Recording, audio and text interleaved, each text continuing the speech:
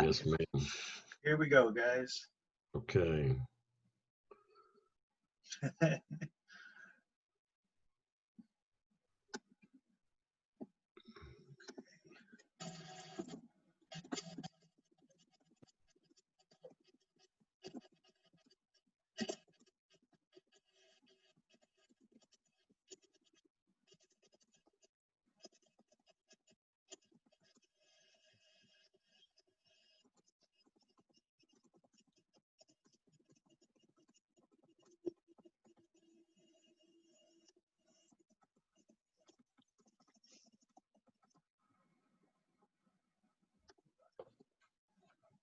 Going live.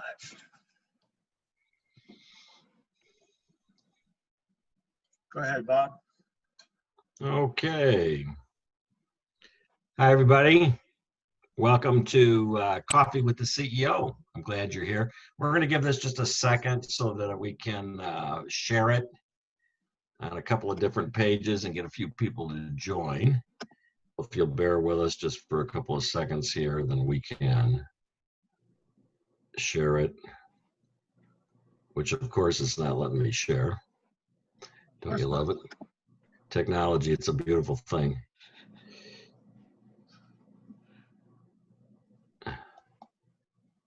All righty. Okay, well, welcome to Coffee with the CEO. It's an honor to be with you tonight. We've got a really special guest with us that, boy, I'm excited to announce in a minute. But first, I wanted to take a second and just give you all a quick state of the state update on Ranch Hands Rescue. It's, as usual, a good news, bad news scenario. You know, the good news is that our grants are actually up this year from over last year. Our partners are supporting our services because our programs work. And our test results are off the charts positive when we partner abused and neglected animals with abused and neglected kids and individuals. We're really proud of that. The bad news is that, of course, donations and fundraisings are down due to COVID, and all of our in-person fundraisers have been canceled, along with our gala for this year.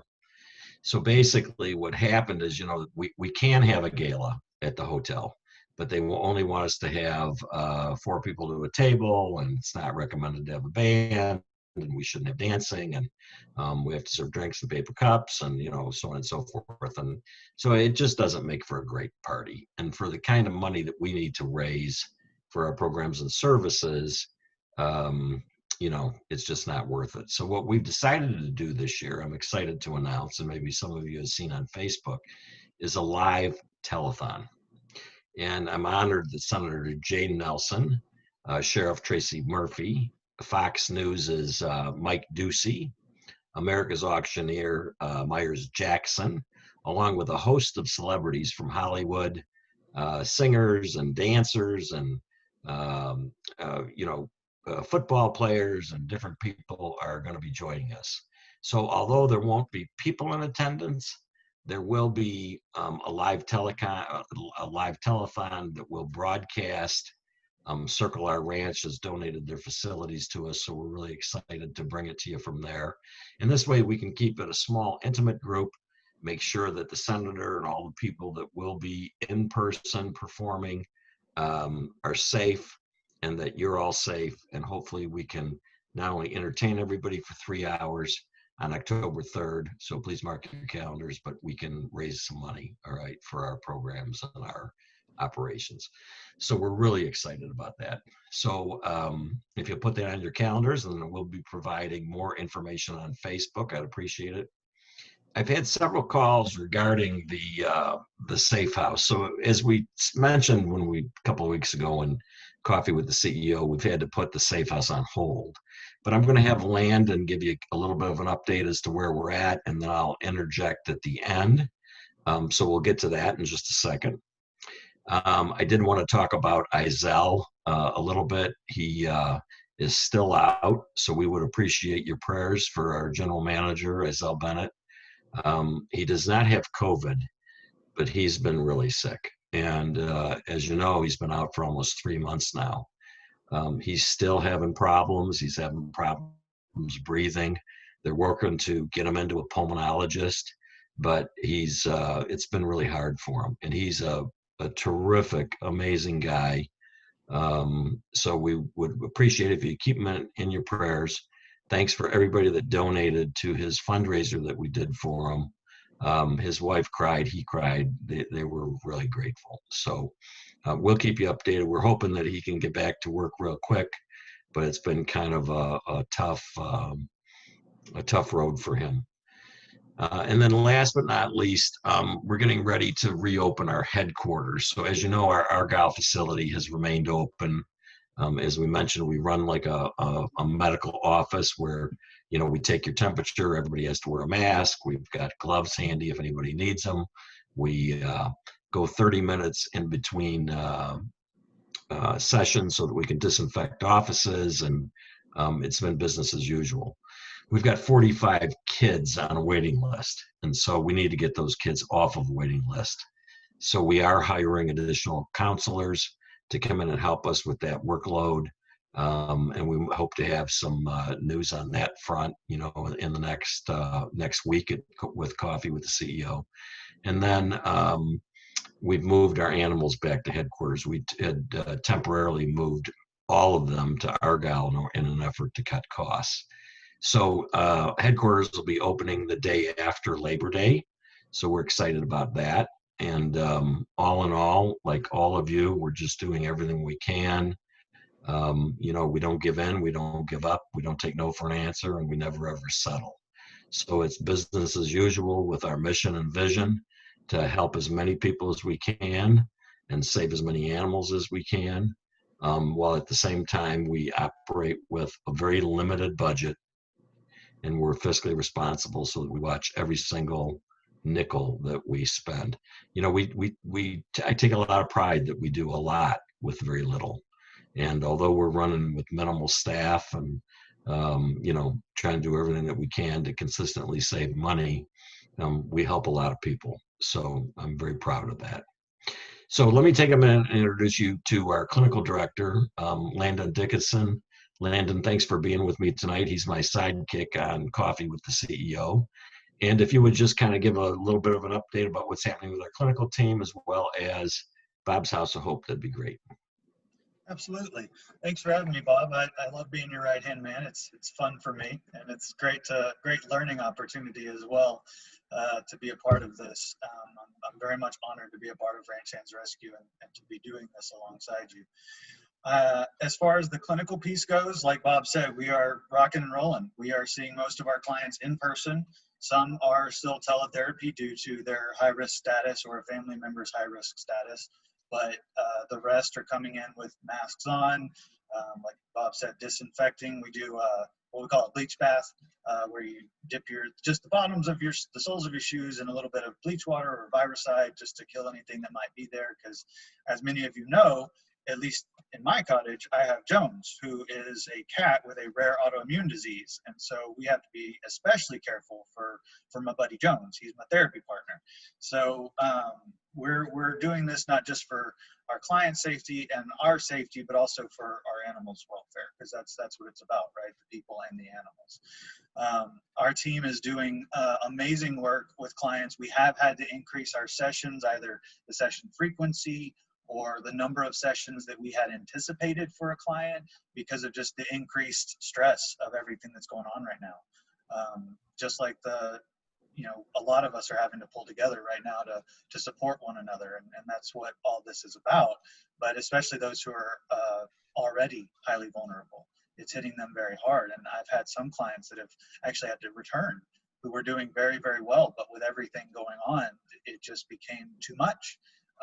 And so we brought them back in, and we always want them to know that it's an open door, because life can throw you curveballs, and really brutal ones at times, which is a big part of why I'm excited to have our guest, which I know we're teasing. Bob will introduce her shortly, but she's going to give us some really great information about one of the ways that people cope with stress that's not healthy and that's very harmful, and it's something we see a lot with our kiddos. And when it comes to both the kids that we already work with and the adults that we work with, and then the safe house that we're going to be opening, we see a variety of harmful behaviors in addition to the trauma symptoms, or in addition to the trauma itself, that we're trying to work through. And it's heartbreaking, honestly, to watch them go through this, and to hold that space with them is so heartbreaking. But one of the things that makes me so honored to be a part of this program and the work that we do is we don't give up. We do not give up on our clients. Whenever a client starts with us, they are with us until they're ready to complete therapy. There is no, sorry, we ran out of funding, or we only have funding for 10 sessions. Like, we understand that with the complex trauma that we're treating, it takes more than 6 months. It takes more than 10 sessions. You know, it in many cases takes 18 months, sometimes 2 years to really get where they need to go, and to be successful on their own, because we have to work through that deep-seated trauma and attachment wounds. And that's what the Safe House is going to be. It's going to be a place for young men who have been horribly abused and neglected and damaged by sex trafficking. It's going to be a safe place for them to grow and heal and to turn their life around. And that will take long-term intensive care. And that's what we're committed to. And that's why we've put things on hold, because we want to do it right. We are debt-free as an organization, which is something we're very proud of, and that's through Bob's fearless leadership and our financial manager, Nan Clayton, who is amazing. They have really guided us, and we're going to continue to follow those models, because we have to be that stability for these youths that we serve, so that they know and learn from us how to then take care of themselves as they go out into the world. And that's something that that drew me to Ranch Hands Rescue and keeps me doing the work day in and day out despite the challenges, because we are committed to the animals and to the people we serve. So Bob, thank you for giving me this platform and for letting me be a part of this, and for mentoring me to just continue to be a better and better clinician and a better and better man. So I'll turn it back over to you from there. If there's anything I missed, you'll let me know.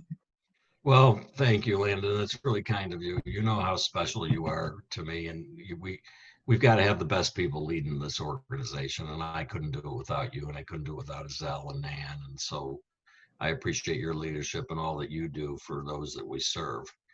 One of the things before I introduce our featured guest tonight, I just want to say is, you all know that we specialize in the segment of the population, the 1 to 8% of individuals that don't do well in a traditional counseling program. When I started Ranch Hands Rescue, I never wanted to take away from any of the wonderful work that counselors or organizations did to treat kids that have been abused, or whatever the situation was with severe trauma and PTSD. My question was only, what happens to the kids or to the individuals that you can't help? Where do they go? So I designed this program for people like me, people that didn't see any hope, to inspire and to provide the tools that individuals need so that they can have a full and productive life. When kids or individuals are not responding in traditional counseling and they come to us and we test them, we start seeing a tremendous amount of additional symptoms that have developed as a result of their trauma. So we're dealing with severe depression, self-harm, suicidal tendencies, eating disorders. The list just goes on and on. And that leads me to why I'm so excited about our guest tonight, because I think that she's going to be an amazing role model for us. And I know she's a role model for a lot of people, but I think she's going to be able to give us a lot of help when it comes to not only issues that we deal with every day in our practice, but that we're going to deal with in the Safe House. Our next guest is an international speaker. She's a media guest and a 5-time author. Lori Vann is a highly regarded mental health authority. As an authority on non-suicidal self-injury, she has been on a mission to turn the tide on this international behavior through NSSI support groups and the self-injury prevention and intervention program for treatment centers and schools. Her next 2 books will be on the topic of perfectionism, and with plans to develop a training program. As a coach for mental health practitioners, she enjoys passing along 20 years of wisdom to save other counselors years of frustrations and tens of thousands of dollars in missteps. All of Lori's services can be found on her website, www.vannassociates.com, and we'll post that link in the comments. Lori, what a pleasure to have you. I'm so excited to talk to you tonight. Well, thank you. Thank you very much for welcoming me to this platform, and I'm looking forward to it. I'm excited. I am too. Tell us a little bit about why you have this passion for this segment of the population and just what drew you to it, because your background is just incredible. Thank you. I really stumbled upon it when I was an intern, and it happened with, boy, I think it was 99 or 2000. It's sort of a blur on the exact time, but I had a teenage girl come into my office and she was self-harming. And in my head, I'm going, they didn't cover this in graduate school. And then one girl became two girls. And then I worked inpatient psychiatric on an adult unit and had even more cases that I was coming across. It's like, okay, well, this dispels the myth that this is just a teenage thing. These are adults and various decades of life as adults. And then I became a director of a nonprofit, and more and more it kept coming up. And so around 2001 is when I started to actually chart cases. And at this point, my best estimate is I've had direct contact where I've counseled in group or individual over 520 cases. And it just really is, whether you want to say stumbled upon, or, I don't believe in accidents or coincidences. I believe is divine intervention. This is what I'm supposed to do. And people don't want to talk about it. And it's a natural fit. I never had a history of it, but in hindsight, I started to think about some of my friends in junior high. And in high school, they go, oh my gosh, I think that's what was going on. This makes so much sense now. And I'm very blessed that I have a knack for it. Yeah, God put you where he needs you, doesn't he? Yes. Yeah. So let me ask you a question. When we announced that you were going to be our guest tonight, we had a couple of emails, and in both emails, the parents who had children who were self-harming referred to them as cutters. And I know that that's a derogatory term and a term that we don't like to use. Can you tell us a little bit about what is a better way to approach this from the self-harm standpoint? And then can you go through all the various ways that self-harm is covered, in terms of other ways that people think about it differently, right? Yes. And so for the terminology, I'll start off with the reason we don't use the term cutter, and why I have a little bit of a pet peeve for any book that references saying help your kids with cutting. I take issue with some of that because it shows that the individual really doesn't quite understand the behavior, because one, there's over 20 forms of self-injury that I've at least cataloged. So you don't want to just try to pigeonhole it to just one, because most people that self-harm have tried at least two methods and sometimes many more, and they may switch in between behaviors. That sometimes maybe it is cutting, but other times it might be burning or picking or scratching. And we don't want to quite use that label of cutter because they can hold on to a label, and that can make the resistance factor that much more, because that's their identity. And individuals that self-harm oftentimes have low self-esteem. They feel like outcast. And then they find a group of other people that do the same behavior, and now they're all a group of cutters, let's say. And you're wanting to take away that behavior, thus their identity. There's going to be resistance. So better terminology, and while yes, it does take a little longer to say this, would be someone that self-harms or someone that self-injures. And so we're taking away the label aspect, but focusing more on the behavior itself. Right. I love that. Now, let me ask you, what are the ways that people self-harm or self-injure? There are so many, and I think it goes to the level of creativity that if there's a will, there is a way. And I've had plenty of cases where people have injured in front of others and they didn't realize what was going on. So the more common methods, and what I have often seen, is that it starts in elementary school. And I know that might be a surprise to many people, but I can't even tell you how many individuals that the parent calls in the panic going, oh my gosh, I just found out my kid is self-harming. And, you know, they're 13 or 14 years old. In my head, I'm going, you may have just found out, but there's a high probability they've been doing this for quite a while and they just slipped up and you discovered it. So common ways they start might be scratching, picking, pinching, hitting. They could be digging their nails into their skin. In some version, I have people that are lip pickers or lip biters. And then sometimes that's where it transitions by middle school into cutting. Now, as a note, I have at least 10% of my study, they start at 18 and older. And I started a Facebook group that's called NSSI, and I spell it out of non-suicidal self-injury, prevent, educate. And I'm telling you, there are a whole lot of women that are in the 40 plus category. They're contacting me on that Facebook site saying, I'm still self-harming as an adult. So there's a lot of myths that we just got bust. And I do some of that in the first book I wrote, A Caregiver's Guide to Self-Injury. And I go through 20 of the different forms of it. Since I wrote it, there's been a couple of more that have popped up in my path of discovery.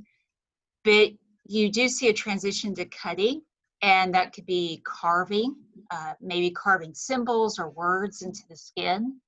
It can be burning, and burning is a little bit special situation because burning it's one thing to experiment with it, but if you have someone that's ongoing burning, that's a different kind of issue because you can't control the pain with the burn, and that's some more deep-seated things.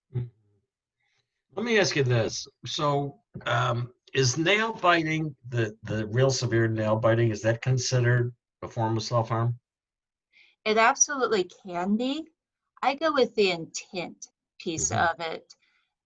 There's a difference between nervous nail biting or the cuticle pulling the hangnail, where it's just, oh, this is a little bit of annoyance, and it's a one time and over and done with. But when someone's intentionally, consciously doing it and they are experiencing some type of discomfort with it, that falls more into the self-injury category.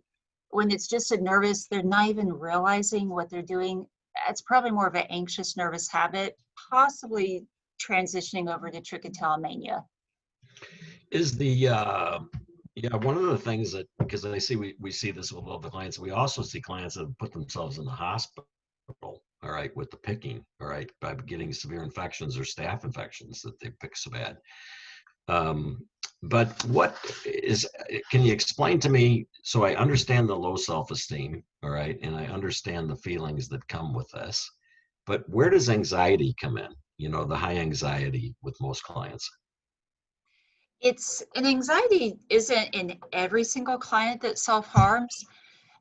You do have that typical thing that if you have depression, you'll have anxiety. If you have anxiety, you'll get depression. They work in tandem.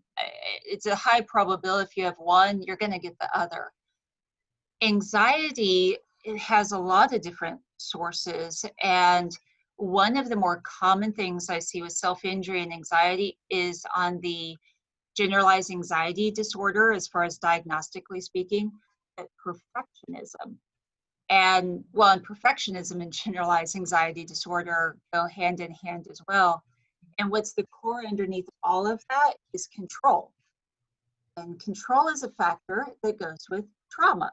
Right. If you've gone through some trauma, human nature is such you want to find ways to regain control. Right. Agreed. And I love the fact that you're going to write this book on perfectionism, because I think it's very important. All right. People just, you know, that's a big issue today with a lot of individuals, and the control and boundaries. And of course, we could go on and on, right? What do you tell parents who are, you know, starting to notice this with kids, you know, in grade school or younger, and starting to see some of this behavior exhibited? What should parents do? First, I would encourage them, don't freak out. There's a reason I chose the cover of the caregiver's guide the way I did, because on it you have the dad, and these are sort of stereotypes, but the dad looks really angry, really ticked off, and you have the mom in histrionics that, oh my gosh, my poor baby. And then you have the kiddo in the middle that's just hanging her head going, what have I done? Oh, this is going to be a cluster. This is just awesome. And so I very much encourage parents that, one, if you think that your loved one may be doing this, go seek professional resources. Go find a support group, go find a counselor that's actually trained and has experience in self-harm, because not all counselors do. And I have to be honest, I've had several clients and parents report to me things that other professionals have said. I'm like, oh my gosh, that's horrible. I can't believe they said that. So that is important to do the research. And there are different resources out there. I do encourage it that don't do it when you're emotional, as with many times when you're confronting a problem, of being as calm a state as you can. And if you happen to stumble upon it, if you walk in on your kid and they're doing that, or I've had husbands and wives, and the husband walks in on the wife doing it, or the wife walks in on the husband, to take some of those deep breaths and go, this is something I really think we need to talk about, but right now I need to gather my thoughts, and let's set a time where we can really discuss this, because I want to understand what's going on. And that can do wonders for communication. If you flip out, they're going to shut down and they're going to lie to you, and they're going to find even more creative ways to continue to injure that you won't know about. I couldn't agree more. I'm shocked at many times the behavior of parents or partners or spouses, okay, about A, the judgment, B, the anger. I've told you to stop. Don't do that anymore, instead of really trying to understand what it is. And the one that really makes me nuts is that the child just wants attention, all right? And so those are parents in denial. I think we really need to address this denial issue with what you see every day, because we see it every day as well, where people pass it off, all right? And they think that it's not going to be a big deal, and that, okay, it's just a phase they're going through. But this can be very, very serious. So can you just maybe touch a little bit about that and the denial piece, and really why it's important for parents to seek that professional help and to get the right guidance? And by the way, to read your books, right? Because you are an expert on this. Yes, the Caregiver's Guide to Self-Injury has 17 to-dos and not-dos, and some of those not-dos really could potentially be life-threatening, to be honest, because if you do not respond properly, there is a risk that your loved one could then go to a suicide attempt, because the correlation between self-injury and suicide at the minimum is 60%. In my research, it's up to 70%. Wow. Have a history of the ideation or actual attempts. And when I do my talks, when I do my training events, one of the slides that is meant to pay attention is that you have 1 year to intervene. Yeah. 1 year from the time that they start to self-harm before a possible suicide attempt. And given that most people self-harm for, let's say, a couple of years before it's discovered, you start to understand the seriousness of this. So, let's say theoretically the kid grows out of it. That's a gamble. That's like going to Vegas. There's no guarantee that they're going to grow out of it. And why would you want to take that chance? Because there's also just as much of a chance, if not more so, that they take to the behavior, and if not self-injury, they'll take to some other behavior, because you're not addressing the core issue as to why they're harming themselves in the first place. Absolutely. So maybe it's not injury, but they'll go to some other addiction. And if in fact parents think that they will, grow out of it, as they say, the issue is that this trauma is stored in our bodies. It's going to manifest itself in something else as they get older. So I agree with you 100%. And so that's what I think most people don't realize. And then you start to see these issues. I'm always shocked at especially with our veterans program, the number of veterans who were sexually abused as children, and it went unreported. So they have faced all this trauma, and then they go into the military, they see battle, they have PTSD and other issues, trauma on top of trauma, right? And you wonder why the suicide rate's so high amongst veterans. The problems that we have today with, women in the military, right? And with rape and so on and so forth. So I couldn't agree with you more. And that's why I think it's always best to go right to the source. You know what I mean? With our program, our main program is animal therapy, right? But we also do EMDR and CPT and sand therapy and play therapy and everything else, because we've got to mix these modalities, because we really don't know what's going to work. We know that the animals are going to get them in 99% of the cases to talk to an animal before they'll tell an adult, you know what I mean, in a traditional office environment. But Landon, do we have any questions, or what would you like to add to this? Because I have to tell you that I think this is fascinating. Absolutely. And one thing that I did want to make sure that we spend a little bit of time on, especially since we're talking about the suicide topic, is being able to separate. Because like you said, the whole point behind NSSI is non-suicidal self-injury, because they are not necessarily one and the same, though just like anxiety and depression, they often coexist. So, Lori, can you speak to a little bit the difference between someone who's in a suicidal mindset and somebody who's suffering from an SSI? Yes, absolutely, because it is a very important distinction to make, because so often when I'm just speaking to people in the public, they go, oh, well, you're talking about suicide. Suicide is what you're doing. I'm like, no, it's the non-suicidal self-injury. And while they are correlated, it doesn't mean they're the same thing. And this is the really interesting piece, is that self-injury is often the precursor to a suicide attempt. So if they didn't self-harm, they very well may then go to a suicide attempt. And that's one of the really dangerous things when people say, well, just stop it, just quit it. I mean, that's probably one of the number one, like, no, big mistake. Please don't use that language, for many reasons. But one of the things is that if you yank away that coping skill, as unhealthy as it is, the thing is that that's still their way of coping. And if you yank that away before you have other pieces in place, the risk for them to attempt suicide just went boom. Right. Absolutely. I'm really glad that you made that point, because that is such a nuanced and difficult point to get across, because a lot of people, like you said, the initial reaction is, oh my God, I got to yank it away. And instead of reducing harm by doing that, you're actually increasing the risk of harm, especially in the short term, because as we know, a crisis is time limited, right? There may be multiple back to back, but they are time limited, and it's getting somebody through that initial crisis period.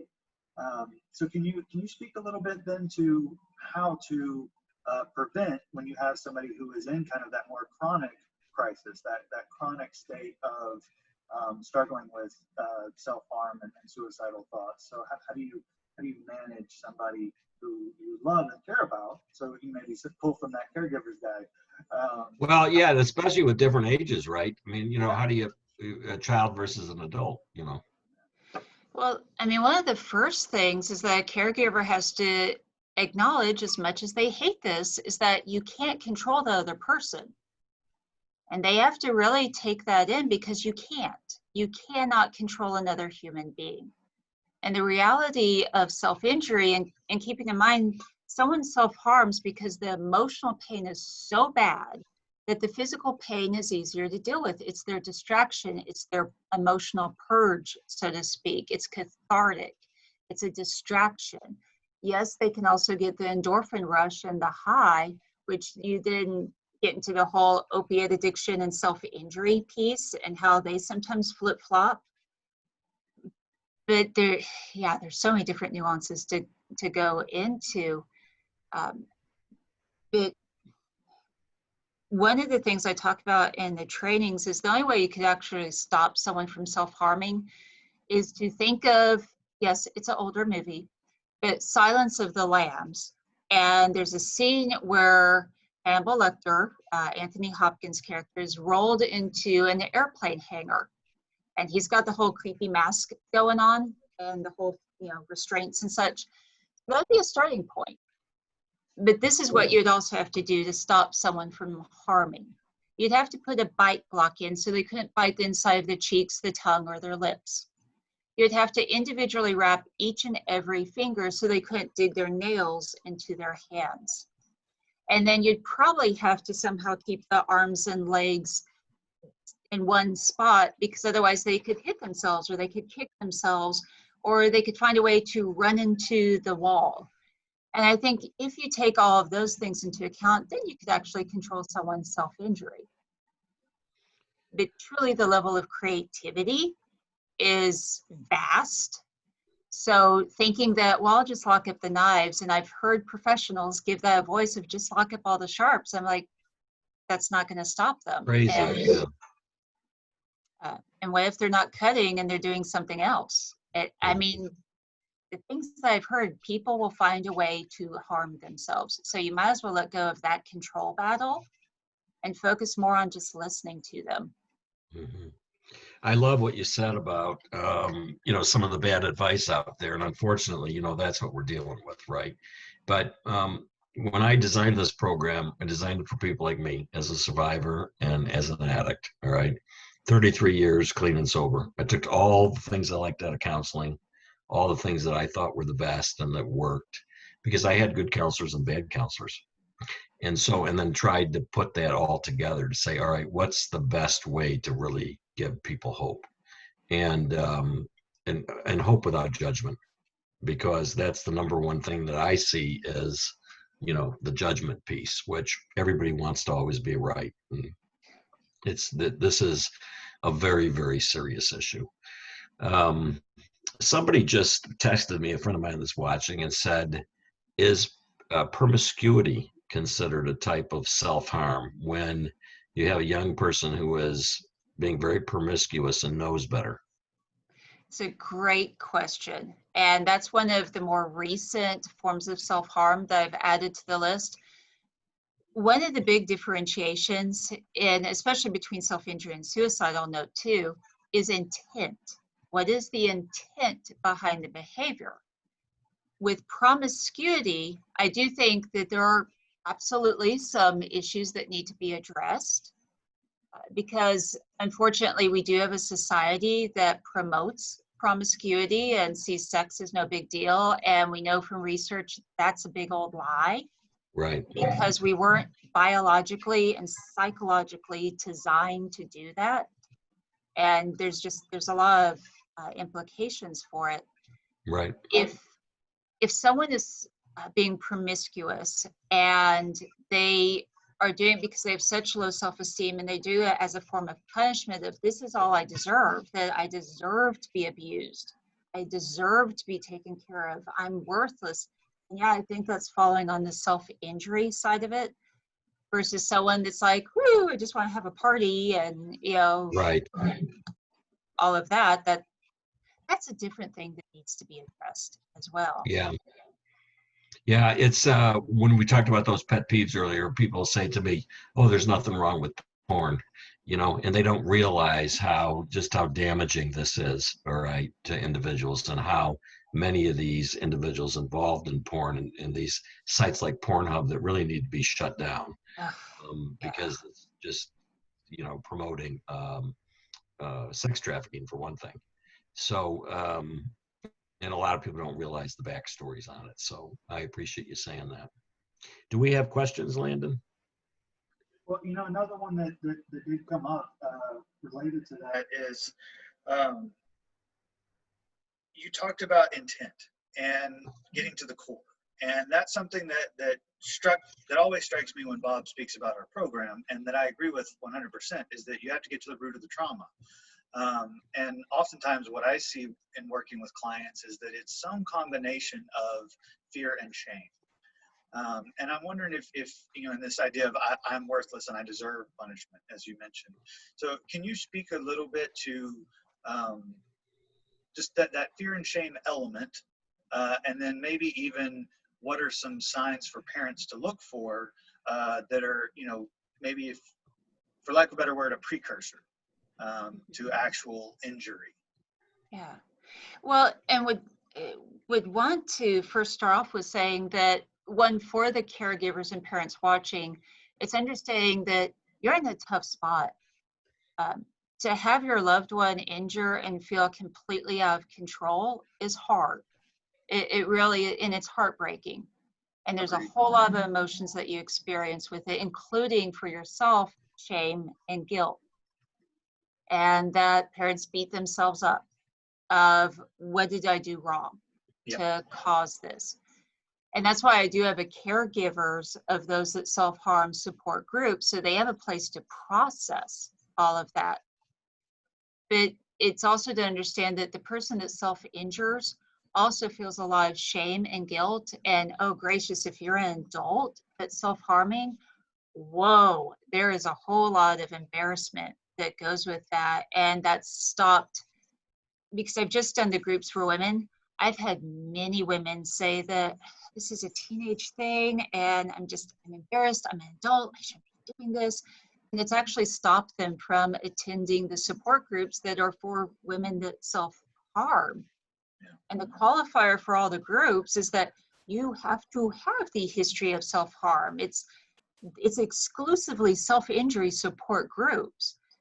And so it's such a sad thing. And unfortunately, I think we do have to look to the media as a source of blame. I mean, I have a magnet that has a picture of a pink bloody razor, and it says "Crazy Bee."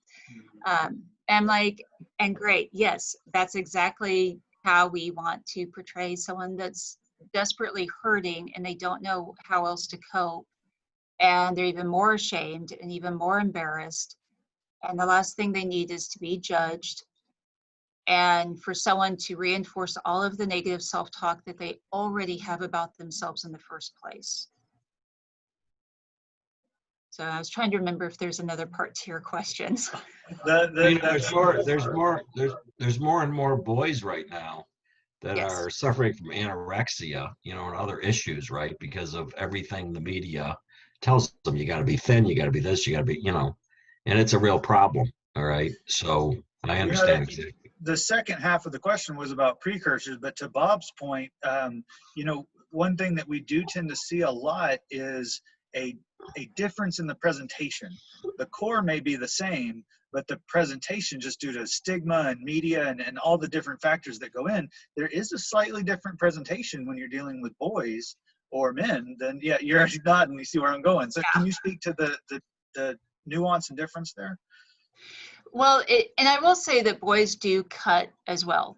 They do. I've seen it. It's the thing that I've seen is, and this has been maybe a little bit of denial piece, is that when you see a boy that has maybe cuts or scratches or bruises, it's boys will just be boys. They're just roughhousing, and that explains the injuries. And they learn how to work that. So if a guy has bruised up hand and knuckles, it's, oh, well, they just have an anger management problem. We make these assumptions versus asking, well, what was the intent? Because I've had several gentlemen and adult and minors both that they've hit the walls, they've hit the floors, they've hit other objects, or they've used the objects to hit themselves. I think I've even had one or two fight club kind of situations.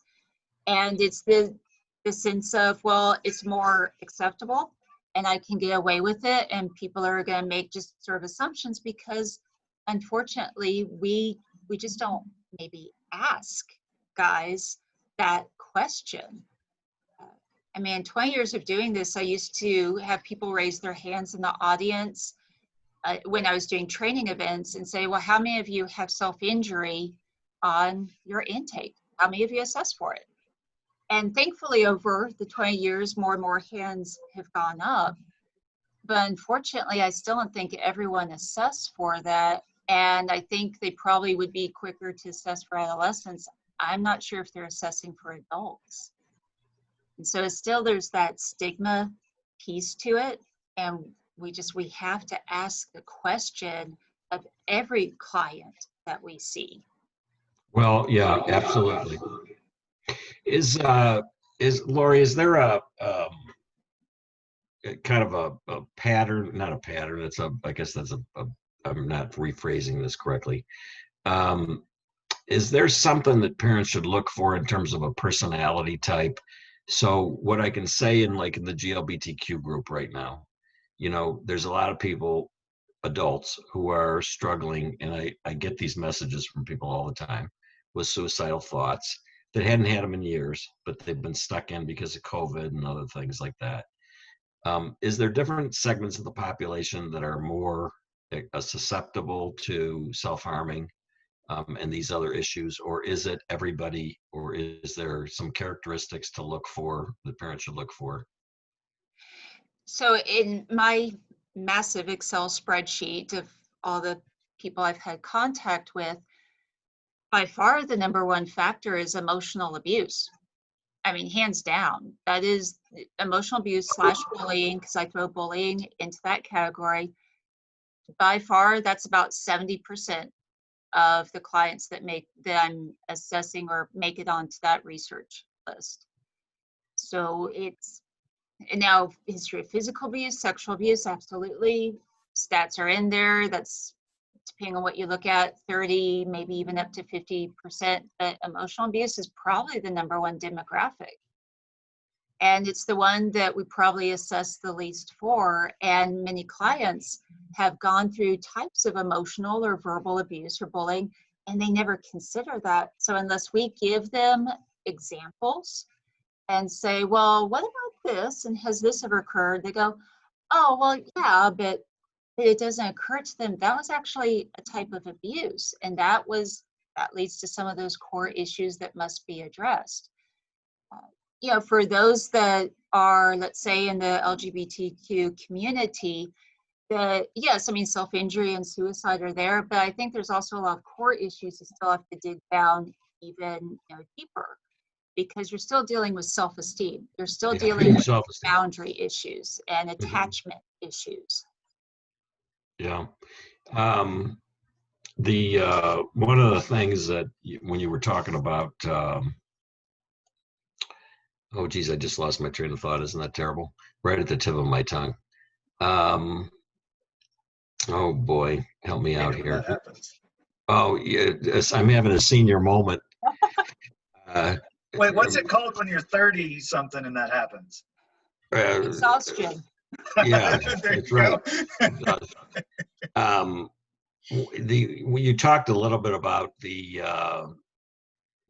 self-harm with adults and the emotional abuse, I think people don't understand an alcoholic parent, that what that verbal emotional abuse, how serious it is with so many people. We're seeing child abuse is up, all right, and physical and emotional abuse during COVID with kids being home with families and that sort of thing. Are you seeing an increase in this being up as a result of COVID? It's difficult to say because one, I mean, it's not like we can really get stats on it because everyone's indoors. I mean, and because it's my specialty, I already get lots of people that contact me just specifically for that. So it's hard for me to say yes, but my gut is that since we do know suicides have increased and self-injury is not quarantined, that I can only speculate that yes, self-injury has gone up during COVID. I have no doubt about that the numbers have increased because of quarantine and people have lost their usual coping skills. That for many people, going to school was their outlet. That was their escape. Or being able to go to their work was their escape from the environment. And so many people have lost those outlets, and that means that they're going to be more isolated. And if you have a dysfunctional environment, home environment, you might be isolating in your room that much more, and that's a danger spot and something for parents to be aware of. Is when we're in our rooms by ourselves for prolonged periods of time, our brain often goes bad places. And for whatever reason, that's sort of what happens. And that, again, increases that risk for the self-injurious thoughts, because if that door is closed to the bedroom, I feel that much more detached from the rest of the world. And the individual starts to think, well, hey, no one's going to know the door's closed. And that's where I encourage parents to have the individual come out of their room at least every couple of hours, or to keep their door open. Because just having the door open a little bit, you now have a connection with the environment, and there's a chance somebody could walk by and could look in and see you. I always tell clients, or people that reach out to me, that there's a tremendous amount of help and resources out there, and that there's still this stigma about mental health, and how if you had a heart problem, you'd go to the doctor to see the heart doctor, and so on and so forth, and that really everybody should reach out. One of the questions that I had just asked was from somebody, how do you lift shame and guilt? And so obviously I would want them to see a professional like yourself to help them lift that shame and guilt. But what's your advice for the average person that says, and I'm sure this person that just messaged is self-harming in some way? There's a lot of parts to it. It's one, you have to start with that you're doing the best you can with the knowledge and resources that you may have. I often use the example for clients and the whole theory of you don't know what you don't know. And that if you went to the SAT and you were never taught calculus, you wouldn't beat yourself up if you didn't do well on the SAT, because you'd go, well, I was never taught that. Well, thus, with life skills, if you were ever taught those life skills, and especially if it was role model, if bad stuff was role modeled, escapism type behaviors, then how would you know any differently? You can't beat yourself up for not knowing what you don't know. So you're doing the best you can with what you've got. And so that would be a starting point. The other pieces in regards to self-harm, and really any addiction out there, is you're not alone. You're not. And with self-injury, really lifetime risk in the US, conservatively, I think, is at least 30%. At some point, at least 30% of Americans have self-harmed in some form or fashion, whether they like to admit it or not. So definitely not alone. This is so much more common than what people realize, but we don't talk about it. So we have ribbons and we have parades and we have things for statistically smaller populations, and that's good. It's not taking away from those.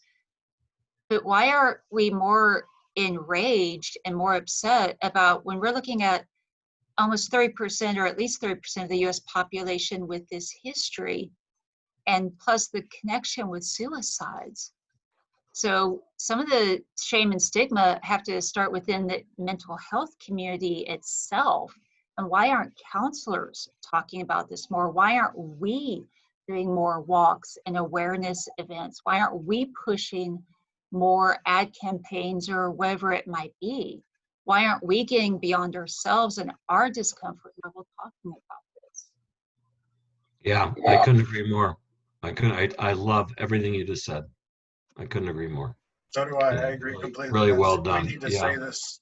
We need to say this stuff far more often, and raise that awareness. And the other half of this last bit, as we're wrapping up, because I am aware that we're getting close to 8, is we're all about igniting hope, especially for the unseen survivors. And like you said, it's so much more common than people realize, but it's also so unseen. And so could you maybe give just what you see as the hope, the direction to go, the way to ignite hope in people around self-harm and these difficult topics? There is absolute hope. So if you're out there and you're self-harming or self-injuring, or if you have a loved one that is, understand there is help. There is hope. And I can just speak from my professional experience, the number of cases I've treated successfully where they've discontinued the behavior and they're no longer self-harming, and they didn't go to other behaviors because we got to the core of it. Critical, yeah. And just really addressing the core so that we're not doing whack-a-mole and they end up doing something else. But there's absolute hope out there. This is totally treatable. It is 100% treatable. So there is help out there. Just please seek it. And whether that's through like the Facebook group I have for self-injury, whether it's interest in the online support groups that I offer for anyone in the US and Canada that wants to get involved with those, or maybe you're a teacher or a nurse or a school district or a treatment center and you want to get your staff trained up on this, contact me. I love that. Dee Dee asked if there was a presentation that could be shared with schools. Is that on your website or? Yes, so actually I've trained several school districts on non-suicidal self-injury, varying degrees of the presentation. I have everything from sort of a short, simple, about an hour in length up to a full self-injury program, the SIPETS program, that would allow the school districts to run their own self-injury support groups should they want to do that. Actually, on September 18th, it's through eventbrite.com, and I'm doing a 3-hour training that's based on the first book, A Caregiver's Guide to Self-Injury, plus some additional tips that I call COVID, the Typhoon of Self-Injury and Suicide. And can just go to eventbrite.com, type in COVID, Typhoon, maybe my name, and it'll come up there. And it's going to be trying to educate individuals about the situation. And even before then, there's a free, just quick 1-hour training I'm doing with Mesa Springs next Friday on the 28th. That is a very quick glossary of self-injury information. Do you have brochures? I do have brochures for school districts, colleges, and could be for treatment centers. Yeah, and I'd like to have some brochures for our lobbies, Landon.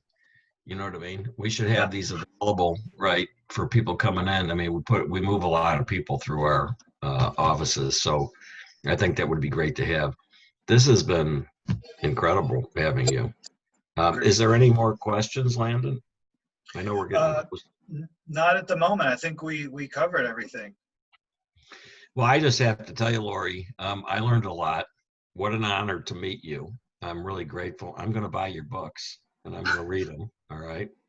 And I am. Thank you. Because I'm like a sponge. The more I can learn, I love different perspectives on things. And, you never know. Even when I speak at an AA meeting or I go to, I always learn something new. Could be somebody that only was sober for 5 days, But I absolutely love to learn. So I'm going to buy them and I'm going to read them and then get back. I hope you'll come back on with us again. It's really been a joy. Absolutely. I'd be glad to join anytime, and whether it's on self-injury or you want to get into some of the perfectionism stuff. I'd love to. That. I think people would love that too. Well, I got to tell you, you're just a joy. All right. And as I said, it's been an honor, and we'll look forward to getting back together and doing another one of these and talk about perfectionism and some other things. But thank you so much. All right. You're doing God's work. Yeah. Thank you. So God bless you. Thank you, everybody, for watching. This has been Live with the CEO. Thanks to my sidekick here, our clinical director, Landon Dickinson. We appreciate everybody watching. Next week, our guest, Landon, will be Lavinia Masters. And let me tell you, this is going to be a fun hour. Lavinia is the person responsible for getting the rape kit law passed so that we could get the backlogs on all the rape kits done. She's a fascinating woman, a survivor. She's got an incredible story. I think you guys will really enjoy it. So again, Lori, I can't thank you enough. Appreciate you. And we'll post Lori's website and the name of her books. And then, are they on Amazon, Lori? Several of them are. 3 out of the 4 out of the 5 books are on it. The 5th book actually doesn't do a lot with the self-injury. That's more of a fun book. If not, we'll just have you send us one for free. I can do that too. There you go. Okay, thanks again. All right, everybody. God bless. Have a wonderful y'all. week and Good stay night. safe. Bye-bye.